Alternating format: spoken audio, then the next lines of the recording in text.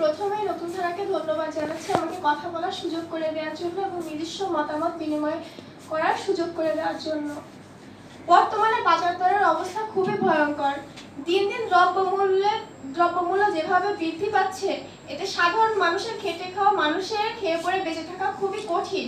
পোশাক আশাক, খাবার দাবার থেকে শুরু করে বইপত্রের দাম দিন দিন বৃদ্ধি পেয়েই চলেছে। যদি এভাবে দ্রব্যমূল্যের দাম দিন দিন বৃদ্ধি পেয়ে থাকে, তাহলে আমাদের সাধারণ শিক্ষার্থীদের পক্ষে পড়ালেখা চালিয়ে যাওয়াটাও একসময় খুব কঠিন হয়ে দাঁড়াবে।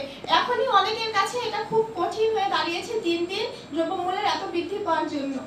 তো মাননীয় প্রধানমন্ত্রীর কাছে সকল শিক্ষার্থীর পক্ষ থেকে আমি বিশেষভাবে অনুরোধ জানাচ্ছি, উনি যেন দ্রব্যমূল্যের ঊর্ধ্বগতির দিকে একটু বিশেষভাবে নজর দেয়। ধন্যবাদ সবাইকে।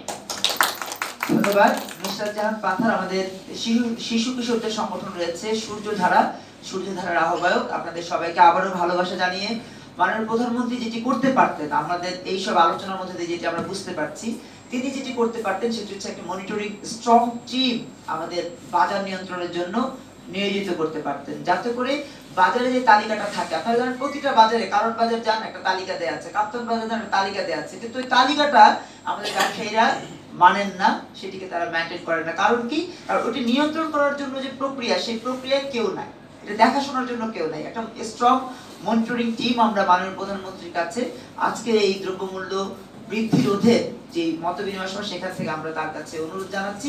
এরপর আরো প্রস্তাব আসবে, আরো কথা আসবে, আমরা এই পর্যায়ে কথা শুনবো।